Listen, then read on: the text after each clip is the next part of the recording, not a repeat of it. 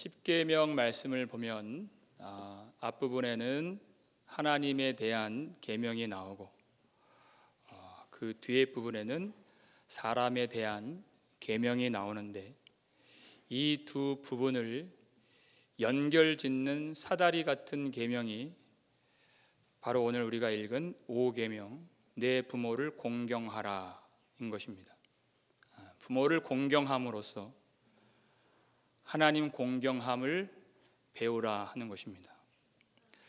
이 계명을 지키기 위한 세 가지 지침을 우리가 생각해 볼 수가 있는데요.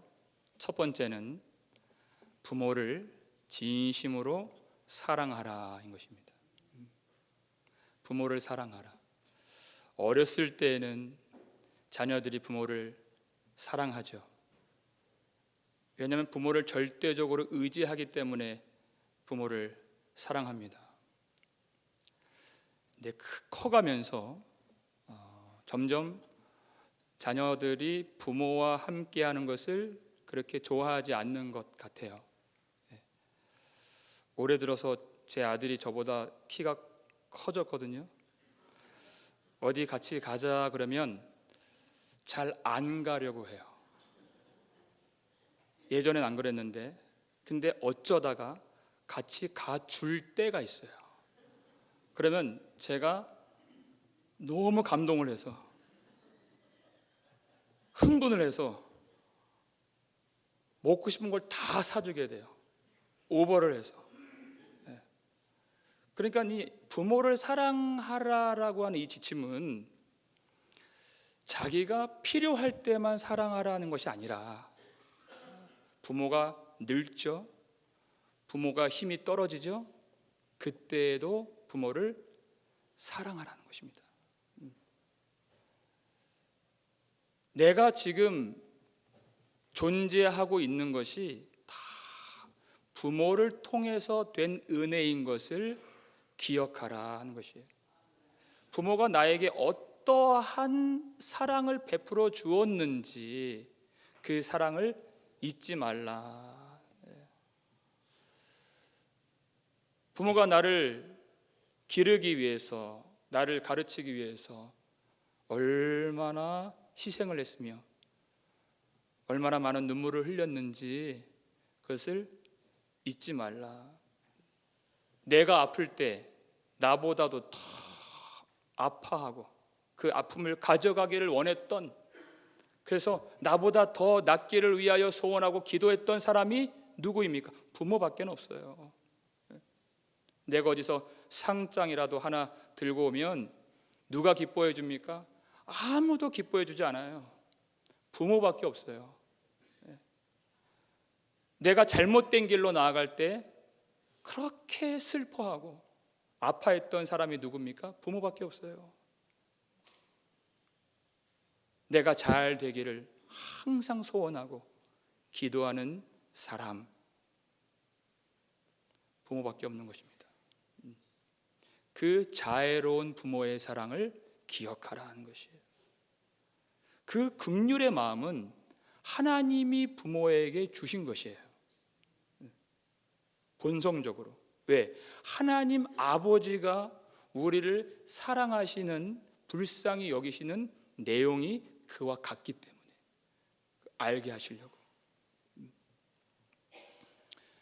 지난주 일부 예배 때 제 딸 하원이가 봉헌송을 불렀어요. 여기 나와서. 그때 어떤 생각이 들었냐면 저 아이에게 하나님이 찬송을 부르게 하심, 그 은혜 너무나도 감사를 드렸어요. 그리고 또 한 가지, 그 아이가 실수하지 않고 잘했으면 좋겠다, 그 마음이 얼마나 제가 떨리던지요, 쳐다볼 수도 없을 만큼 마음이 떨렸어요. 볼 수가 없어요. 그런데 그것이 마치 하나님 아버지가 나를 보시는 그 마음이 아닐까라는 생각이 들었다는 것입니다. 목사로서, 하나님의 아들로서, 자식으로서 실족하지 않고 문제를 만나도 두려워하지 말고 아버지가 주신 그 길을 끝까지 잘 가고 잘 살았으면 좋겠다 하는 그 마음이 아니실까? 애가 닳도록 우리가 잘 하나님 앞에 그 길을 걷기를 원하시는 아버지의 마음이 아니실까? 그것을 얼마나 원하셨으면 자기 아들 독생자 아들 예수까지 아끼지 아니하시고 내어 주시기까지 하신 그 하나님 아버지의 마음이 아닐까라는 생각이 들었다는 것입니다. 우리의 구원과 우리의 거룩을 위해서 어떠한 희생도 마다하지 아니하신 우리 아버지 하나님, 그 하나님이 그 사랑을 알게 해 주시려고 우리 모두에게 부모를 두신 것입니다. 하나님이 원하시는 사랑은 자기를 버리고 남을 살리는 사랑이에요. 그게 진짜 사랑이죠. 그 사랑의 모양이 남아있도록 우리에게 가정을 주시고 하나님의 극률한 사랑, 그 자비로운 사랑을 알아갈 수 있도록 하나님이 우리 부모에게 그 하나님의 사랑의 모양을 심어주신 것입니다. 하나님의 은혜가 무엇인지를 기억하고 하나님께로 나아올 수 있는 그 길을 잘 걸어갈 수 있도록 우리와 우리 모든 자녀들이 우리 부모를 진심으로 사랑함으로써 우리 하나님 아버지를 더욱 사랑하게 되는 은혜가 있기를 주님의 이름으로 축원합니다. 두 번째 지침은 부모를 공경하라인 것입니다.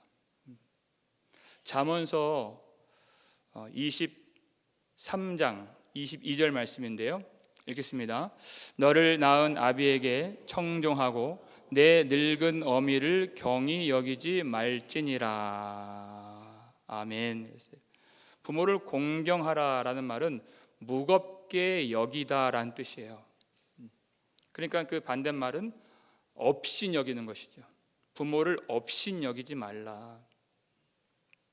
미련한 자식들은, 미련한 사람은 부모를 업신 여깁니다. 더욱더 특히 누구를 더 업신 여기냐면 늙은 어미를 더 경히 여기는 사람, 미련한 사람이라는 것이에요. 인간이 갖고 있는 죄성 중에 하나가 뭐냐면 힘 있는 사람에게는 약해요. 아무 소리를 못해요.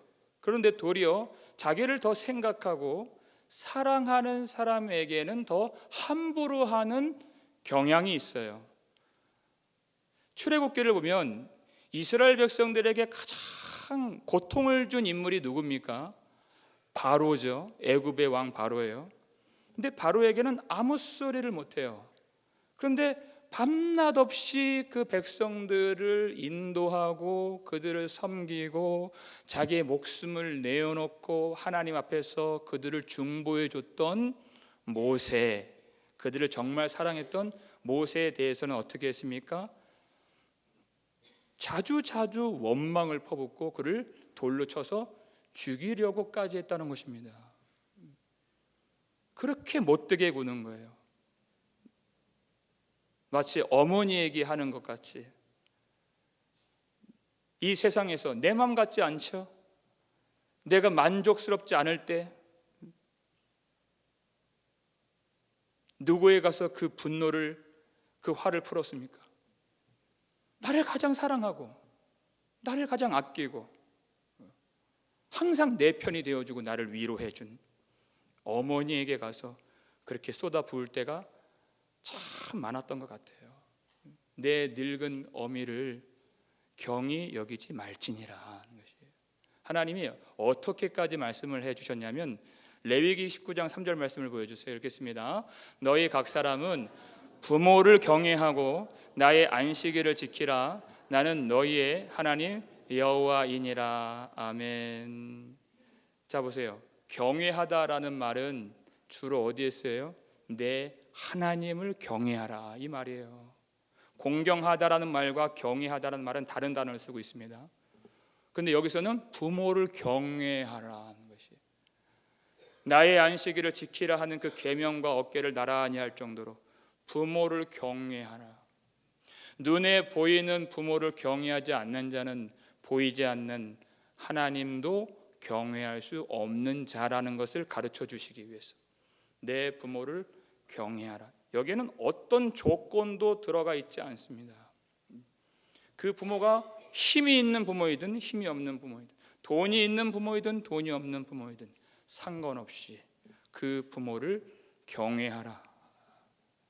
그 부모가 허물이 있을지라도 그 부모를 사랑하고 존경하고 경외하라는 것입니다.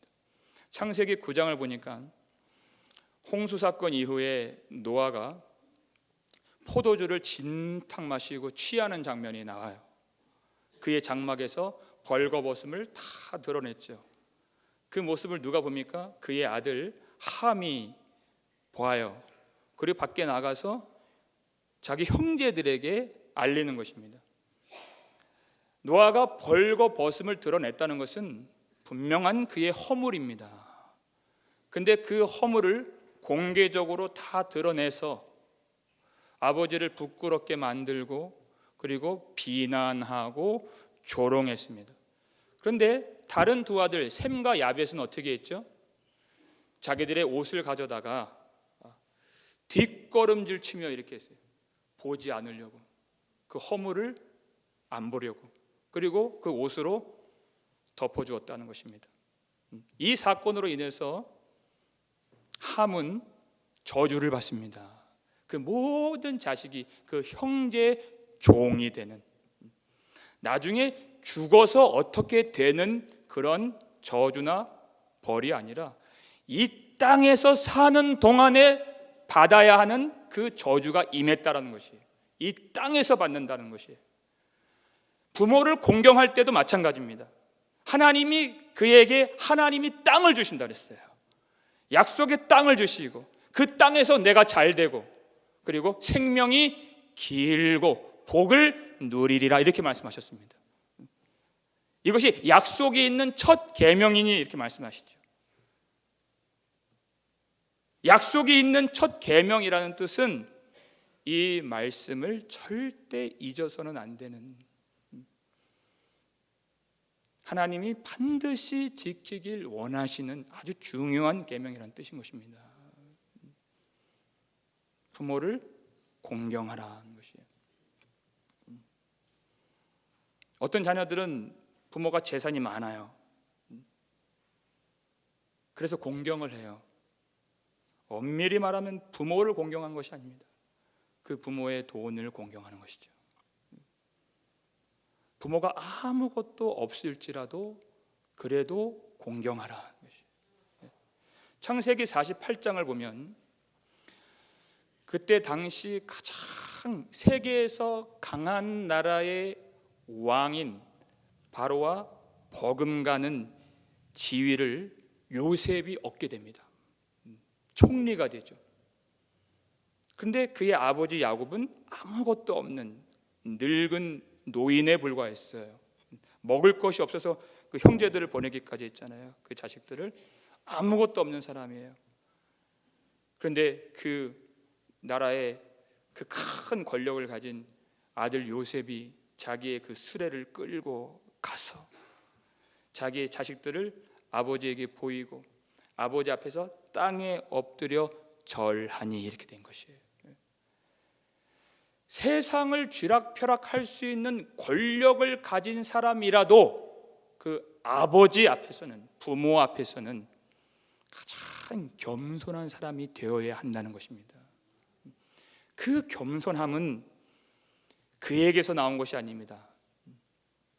그가 하나님을 경외함, 그 마음에서 나온 것이에요. 저와 여러분 자녀들이 우리 부모에게 공경함으로써 하나님 공경함을 잘 배워 하나님이 주시는 이 땅에서 누리게 하시는 놀라운 복과 생명, 은혜 가득할 수 있기를 주님의 이름으로 축원합니다. 세 번째 지침은 부모에게 순종하라는 것이에요. 골로새서 3장 20절 말씀인데 읽겠습니다. 자녀들아 모든 일에 부모에게 순종하라. 이는 주 안에서 기쁘게 하는 것이니라. 아멘. 모든 일에 부모에게 순종하라. 모든 일에 부모에게 순종하라. 그것이 주 안에서 기쁘게 하는 것이니라. 하나님이 사람을 만드시고 그 사람이 태어나게 하실 때에는 자기 홀로 아무것도 할 수 없는 존재가 되게 하셨습니다. 아기를 보세요. 자기 혼자 먹을 수도 없고 바른 길로 갈 수도 없지요. 누가 필요해요?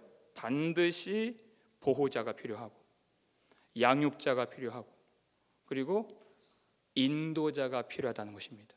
그 역할을 누가 합니까? 부모가 한다는 것입니다. 그 부모를 통해서 그를 먹이시고 부모를 통해서 바른 길이 무엇인가를 하나님이 가르쳐 주기를 원하셨다는 것입니다. 그러니까 부모는 그 자녀에게 언제나 무익한 것을 명령하지 않습니다. 그가 망하는 길을 제시하지 않습니다. 항상 좋은 것을 줍니다.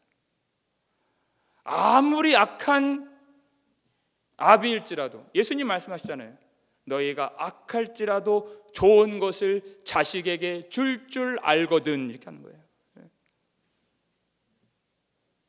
어떤 부모가 자식 못 되는 길을, 안 되는 길을, 망하는 길을 명령하겠습니까? 다 잘 되라 하죠. 부모에게 순종하라 하는 것이에요. 엘리 제사장 아시죠? 그에게는 두 아들이 있었어요. 홈니와 비느하스. 근데 그 두 아들들의 행실이 아주 나빠서 그들은 여호와를 모르는 자들이다, 이렇게 되어 있습니다. 도무지 하나님을 안다고 할 수가 없는 자들이다. 제사장들인데 백성들이 여호와께 바친 제물을 자기 마음대로 갈취하고 회막에서 수종드는 여인들과 마음대로 동침하고 도무지 하나님을 안다고 할 수 없는 그런 패역한 제사장들, 그 두 아들들에게 그의 아버지 엘리가 내 아들들아 그렇게 하지 말라, 그리하지 말라, 이렇게 해요. 근데 그 두 아들들이 어떻게 반응했습니까? 사무엘상 2장 25절 말씀인데 읽겠습니다. 사람이 사람에게 범죄하면 하나님이 심판하시려니와 만일 사람이 여호와께 범죄하면 누가 그를 위하여 간구하겠느냐 하되 그들이 자기 아버지의 말을 듣지 아니하였으니 이는 여호와께서 그들을 죽이기로 뜻하셨음이더라. 아멘. 그들이 자기 아버지의 말을 듣지 아니하였으니. 엘리도 그렇게 훌륭한 제사장은 아니었어요. 근데 그가 보기에도 너무나도 패역한 일을 행하기 때문에 내 아들들아 그리하지 말라, 아버지가 말했어요. 근데 그들이 듣지 않았습니다. 이 아들들에게 전해졌던 그 아버지의 말씀은 사람의 말이 아니었다는 것입니다. 하나님의 말씀과 같은 것이었어요. 결과를 보세요. 그 아버지의 말씀을 듣지 않음이 어떤 결과로 귀결되었습니까? 여호와께서 그들을 죽이기로 작정하신 표식으로 그 불순종이 나타났다. 그들은 하나님의 자녀가 아닌 것이 그 불순종, 아버지의 말에 대한 불순종으로 나타났고, 그것은 곧 하나님 아버지의 말씀에 불순종한 것 같다, 이렇게 말씀하세요. 그러니까 하나님은 우리에게 아버지를 주시고 어머니를 주신 것은 하나님의 뜻이 무엇인가를 우리를 가장 사랑해서, 그래서 그 말을 들을 때 마음을 열 수 있는 그 부모를 통해서 바른 길을 가르쳐 주기를 원하시는 우리 하나님이십니다. 부모를 통해서 그 부모에 대한 순종의 가장 좋은 본을 보여주신 분이 누구십니까? 우리 구주 예수 그리스도이십니다. 누가복음 2장 51절 말씀인데요. 읽겠습니다. 예수께서 함께 내려가사 나사렛에 이르러 순종하여 받드시더라.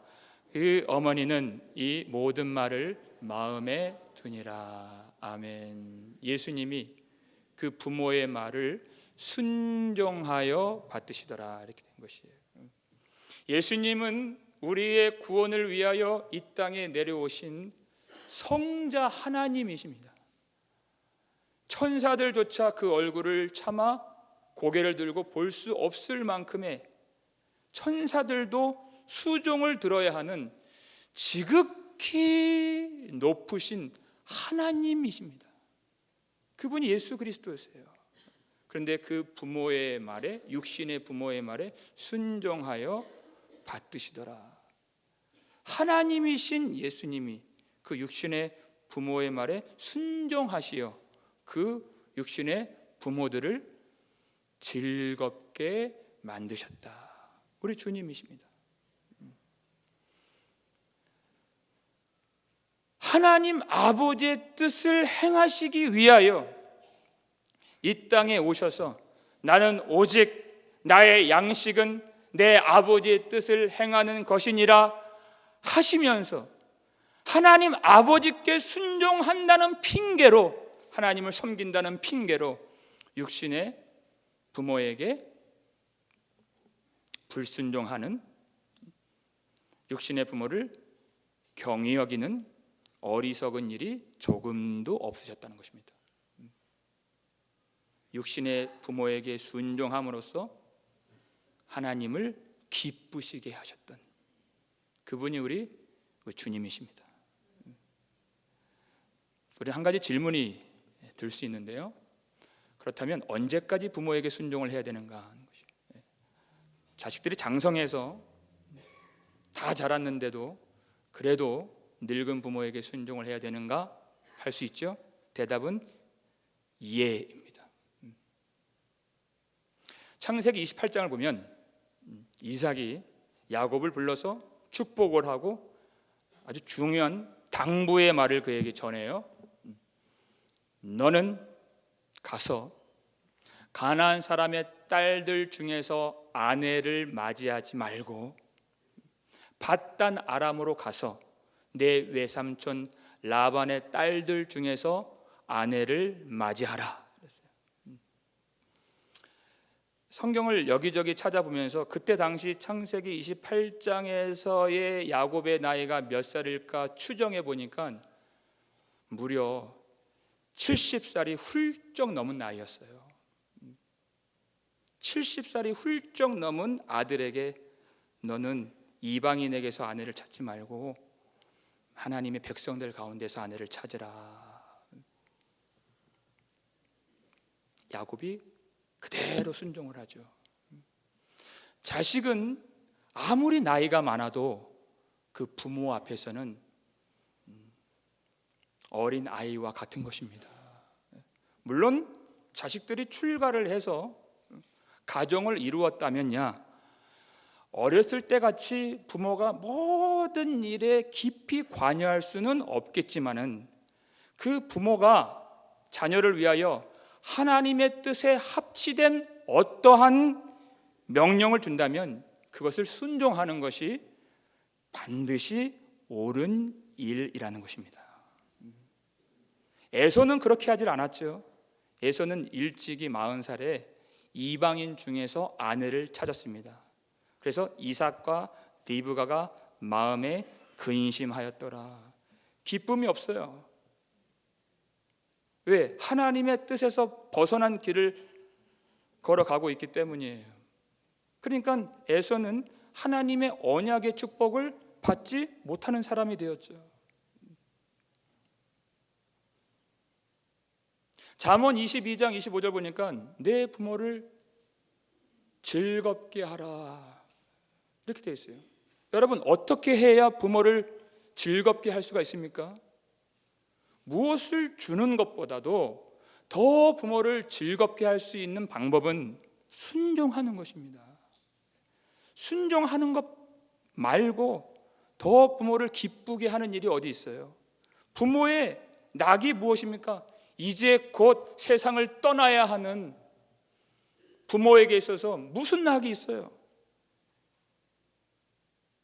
그 부모에게 있어서 유일한 낙은 내 사랑하는 자녀가 하나님을 극진히 사랑하여 하나님의 말씀을 더욱 배우고자 하고 그 말씀을 귀로만 듣지 아니하고 내 마음의 말씀을 새겨 순종하여 하나님이 그에게 주시는 영생의 복을 누리는 그 모습을 볼 때 그 자녀로 인한 위로와 기쁨은 말로 다할 수가 없는 것입니다.